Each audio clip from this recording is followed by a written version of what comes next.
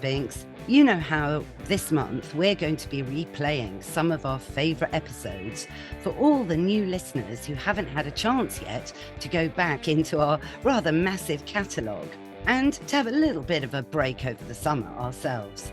And this week, down to the fact that the Turkish government has passed a horrific bill to kill all the stray street dogs and street cats in Turkey, we've decided to replay our episode with the film director Elizabeth Lowe, who made an amazing documentary all about the street dogs in Istanbul. It was called Stray. I'm Anna Webb. Welcome to A Dog's Life.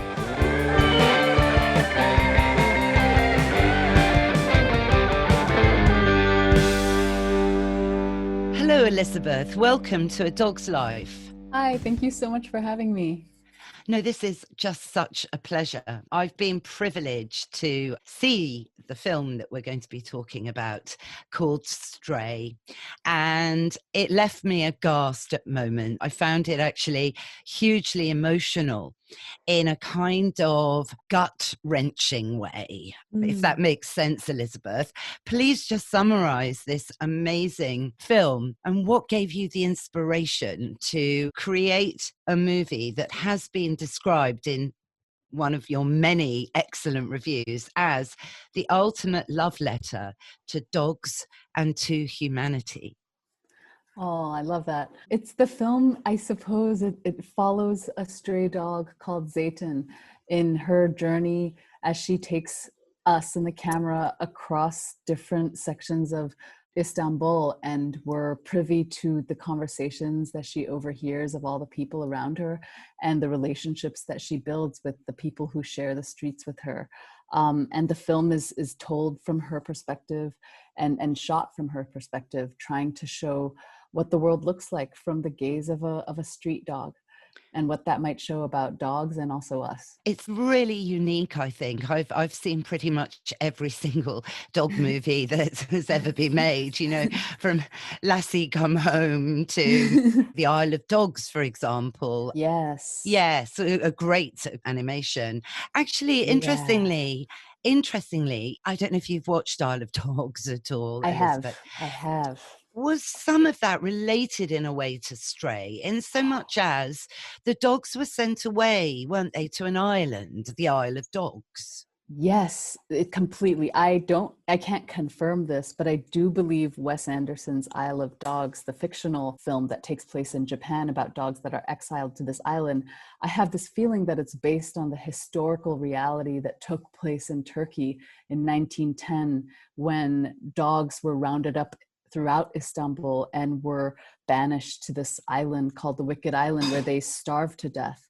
And that history is actually what drew me in to want to go to Turkey, because it was a century of persecution of stray dogs by the government trying to adapt to Western standards of what an ideal city is.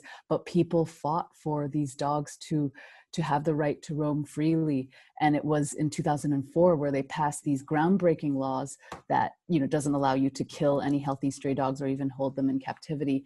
And that's why dogs like Zeytin and Nazar are able to roam around freely and have the right to exist. So that's actually why I went to Turkey. This incredible story. I didn't know about this until Stray came onto my radar, and I now really want to visit Istanbul. It's top of my list when we can travel again, as I'd love to see this, because when I was watching, you know, I was spellbound really on a number of levels, which hopefully we'll go through in a logical order.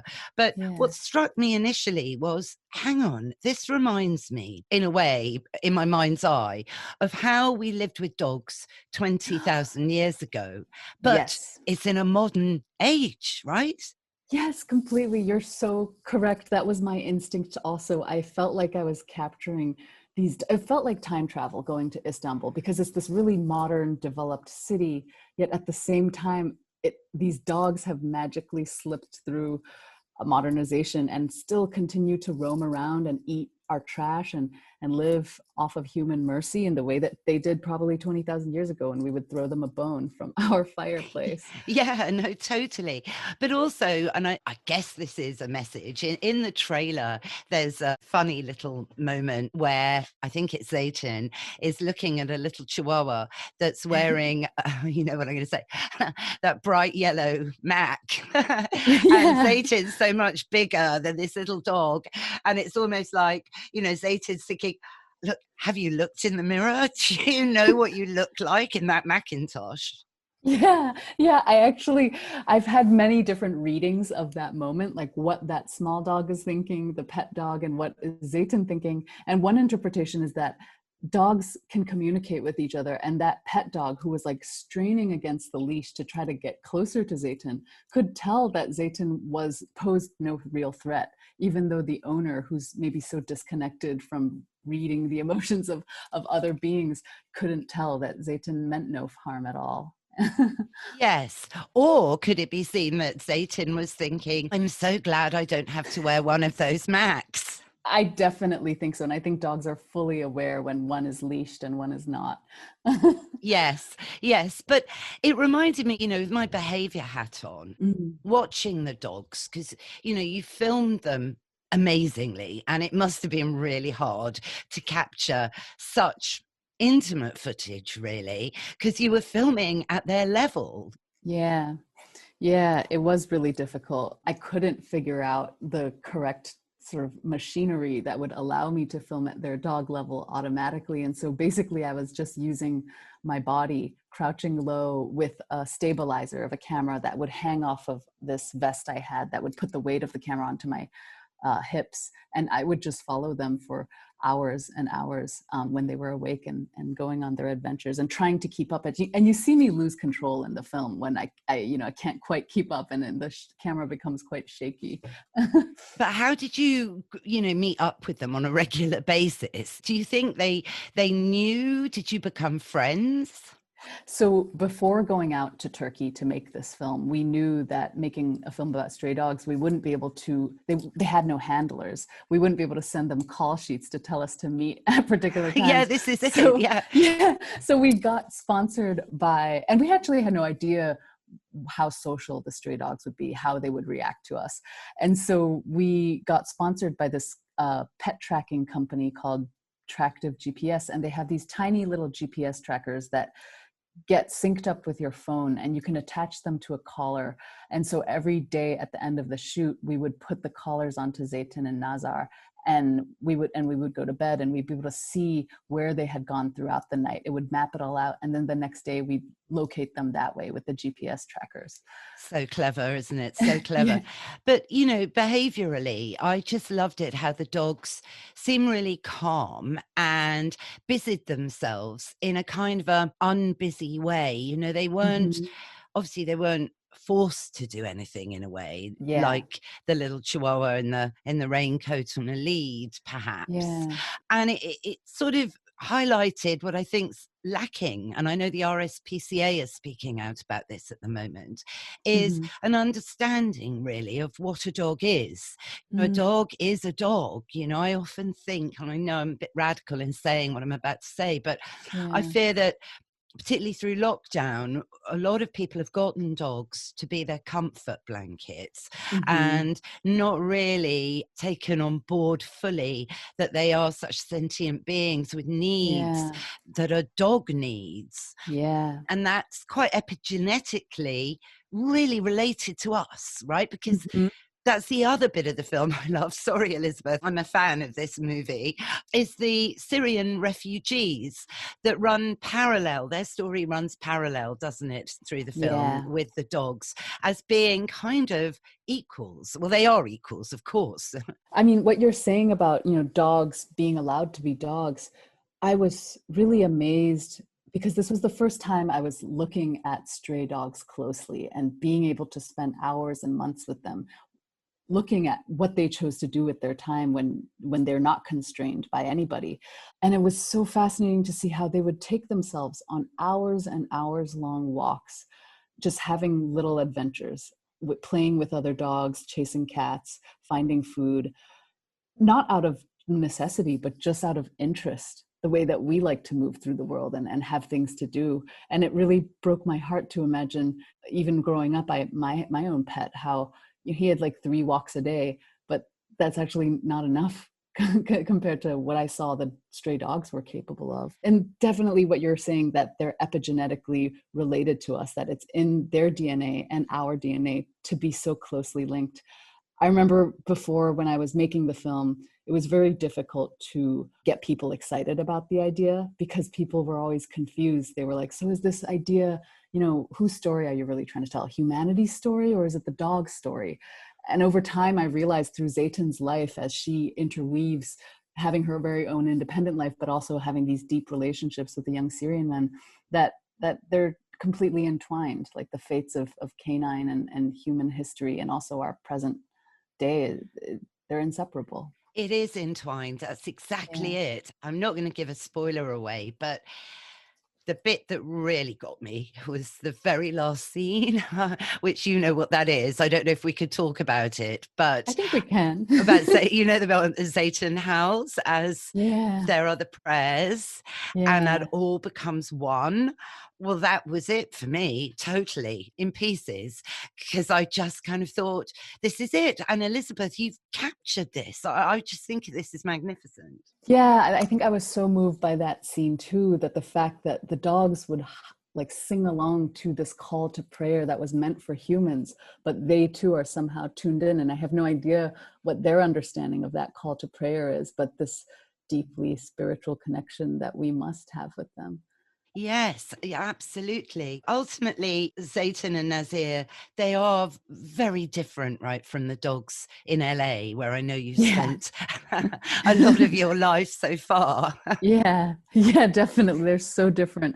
What was amazing to me was I noticed that the dogs of Istanbul, the stray dogs of Istanbul who didn't have owners, were so much more well socialized and zen and calm, like you said, in the face of anything, than so many pet dogs that I know in LA, who are far more neurotic and antisocial with other dogs and people.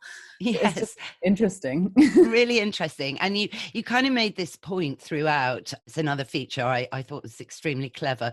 You know, the philosophical quotes that punctuate some of the scenes. Yeah. I love that aspect because they're all very rich and poignant. But one that made me smile was the quote that just read on the screen, bark at the greedy and bite the scoundrels. Yes, yeah. So I discovered Diogenes in the conceiving of the film with my producer Shane Boris. He introduced Diogenes to me before we went out to Turkey. And Diogenes was a Greek philosopher who lived thousands of years ago and was born in Sinop, which is in modern day Turkey, the land of modern day Turkey. And he noted that because dogs are not complicit, stray dogs are not complicit in systems of marriage, wealth, property, or jobs, that they somehow were able to be the most honest observers of human society.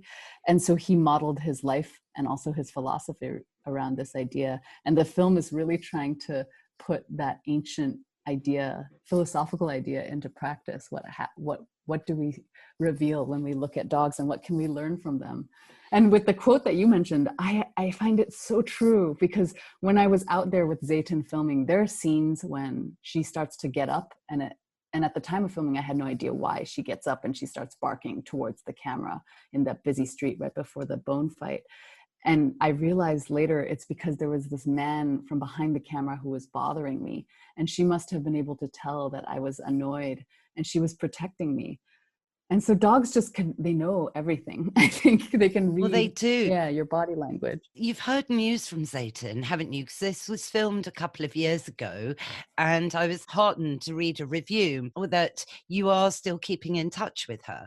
I'm not directly keeping in touch with her, but my co-producer, Zeynep Kopperlu, who's based in Istanbul, she often sees Zeytin in Taksim Square and in Karakoy along the Bosphorus, where Zeytin frequently goes. And she'll, whenever she sees Zeytin sort of just sleeping in the middle of a really crowded street, she'll take a picture and try to wake her up, but she won't wake up, as she always did during the shoot. So I was very comforted to know that during the pandemic, a lot of stray animals were still able to survive despite lockdowns, because volunteers would set out food, and also the government set out food daily for the stray animals. That's amazing. It's Yeah. amazing. But a scene I loved quite at the beginning of the film was just you observing with the camera this very simple interaction between the locals and the dogs. So the dogs would just be sitting or lying on a pavement. And as Mm-hmm. people would walk by doing their own thing, they just, Mm-hmm. pat their head, rub their ear. Yeah. And the dogs would just, thank you. Thank you for that. So it's this constant recognition. So the dogs were getting heaps of attention, which of course dogs love. But Yeah. kind of it's like, 15 million people in Istanbul all giving this communal care to 130,000 dogs. I mean, I'd love this to happen in London, but I guess we don't really have that many stray dogs now. But it's something for other countries, perhaps some in Eastern Europe, where their culture isn't as accommodating, could really learn from. What do you think? Yeah, totally. Turkey's model. I really hope the film shines a light on the fact that we don't have to conceive of stray dogs as a problem. That dogs Mm. being dogs and living among us in public spaces, if they're communally cared for, is not something that has to be eradicated. Because when you do that, dogs just end up either killed in mass or languish in cells. And so I think with countries that do have these huge stray dog populations, it would be nice if the attitude towards them could change. And it's really interesting because I've been talking to the Animal Rights Federation in Turkey, asking them why Turkey is the way it is today, where it's in the last 10 years that animal rights has become more and more mainstream. And he told me that it's this confluence of the East and the West, that this West, the intimacy that we have with dogs in the West, combined with this notion that we can't just kill them just because they don't have owners, a sentiment that comes from the Ottoman era, that those two things combined somehow have managed to turn Turkey into one of the few countries where they're so well cared for, at least in Istanbul. Yeah, is it just in Istanbul or is it, nationwide there? So I think I think people are much more tolerant, and there's much more infrastructure to support stray dogs in Istanbul, like the government shelters, all the municipalities that spay and neuter them and tag them is much more developed in Istanbul. I think in other cities, the dogs are probably much less well cared for cultural reasons, and then also resource reasons too.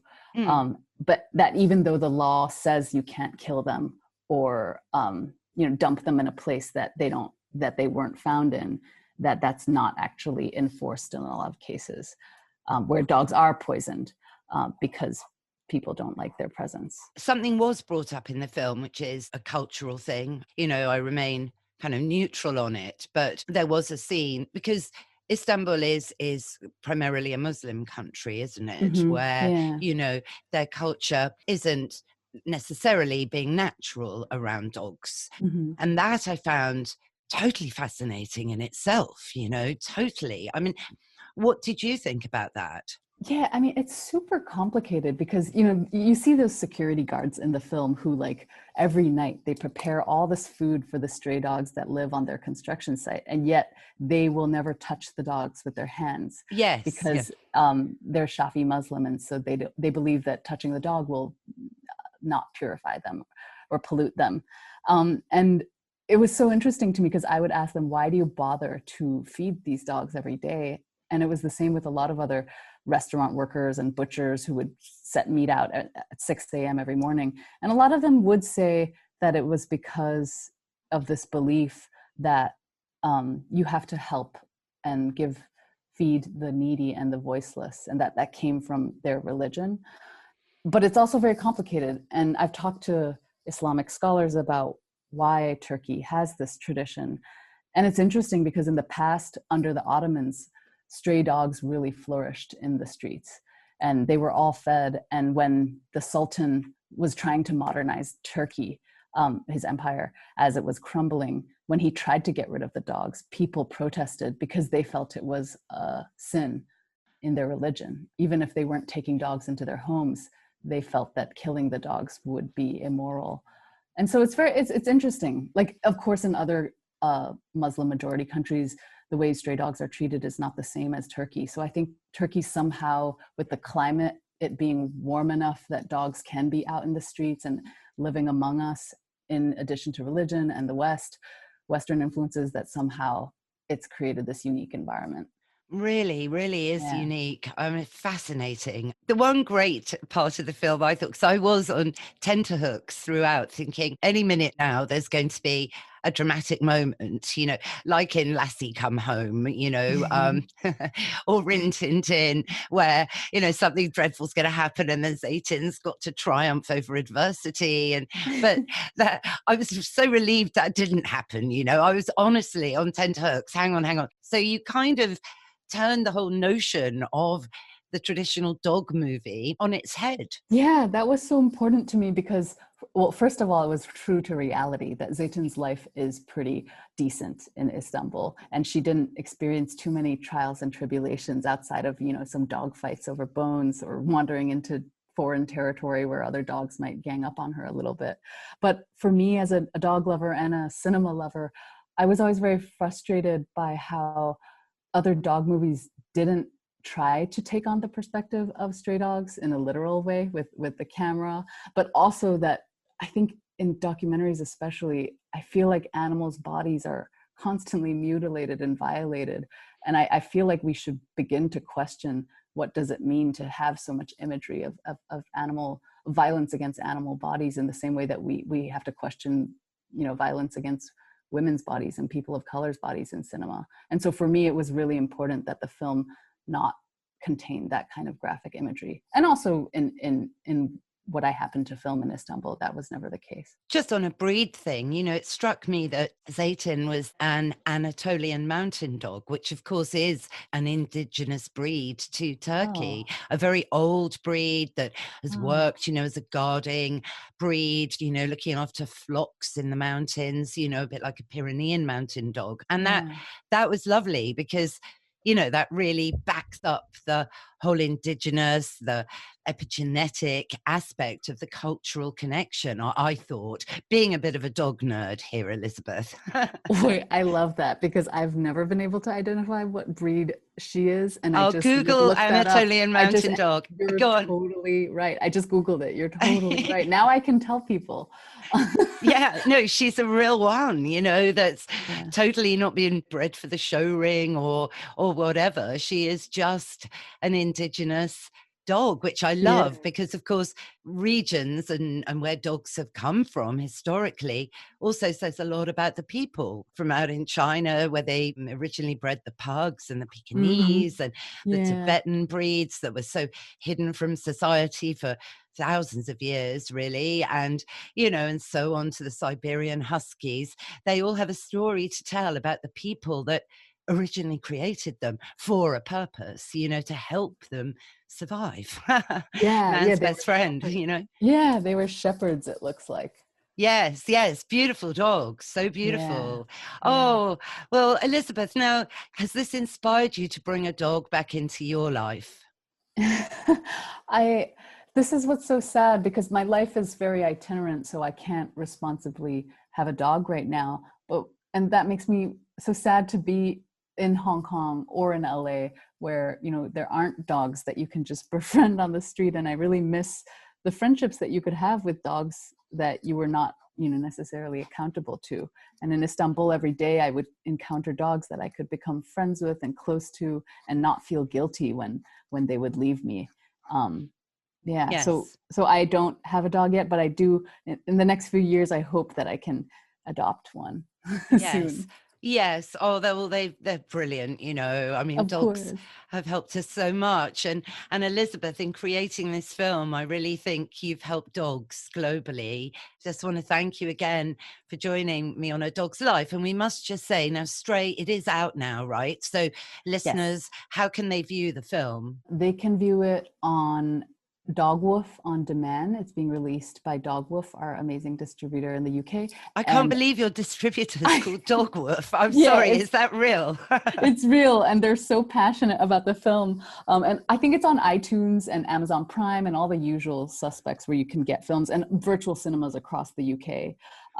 If this is a UK sort of centric audience. Yes, we have some in America and listeners in Australia and Oh, okay. Yeah, but mainly Then it's all the UK. it's all over sort of the digital places where you can rent movies. And also something that we're doing that I love, because especially in this virtual world, is that people are able to watch the film with their pets at home, their dogs at home, because they're not able to go to cinemas. So now we've been starting this social media campaign where people are tagging their dogs watching the film, because the dogs are really reactive to the film with the howling and the barking, and we're asking them to tag at stray doc film and hashtag stray watch party, so that we can kind of repost and keep track of all the dogs that are living vicariously through the street dogs in the film. It's amazing. Well, I'm going to watch again on Prime. If it's on Prime, that would be perfect, and take some photos of young Prudence watching. Oh, please do. Well, look, thank you again, and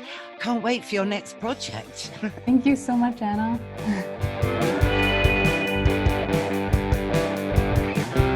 That's our show, Mr. Binks. What did you think? Yes, you're right. I really want to rewatch Stray again. Shall we do that tonight? And you're right, it is time for Woof of the Week. Please go to Wild at Heart Foundation's Instagram and follow the links to sign a petition to stop the Turkish government from slaying all of the street dogs and cats. Well, thanks for listening. And if you like the show, go on, please rate and review the show wherever you listen to your podcasts. And if you want to sign the Wild at Heart Foundation's petition to protest about this new Turkish law, the link is in the show notes. Thanks, of course, to Mike, my producer, for producing. Follow him at PodPeopleUK. And for me, I'm at Anna Webb Dogs. And you can check out my website at annawebb.co.uk to find out a bit more about any nutrition or behaviour packages you might be interested in. What's that, Mr. Binks? Yes, we will be back in your feed next Sunday, and that's going to be with another of our favourite episodes. So why don't you go and subscribe now? It's free, and that way you'll never miss another show. Bye for now.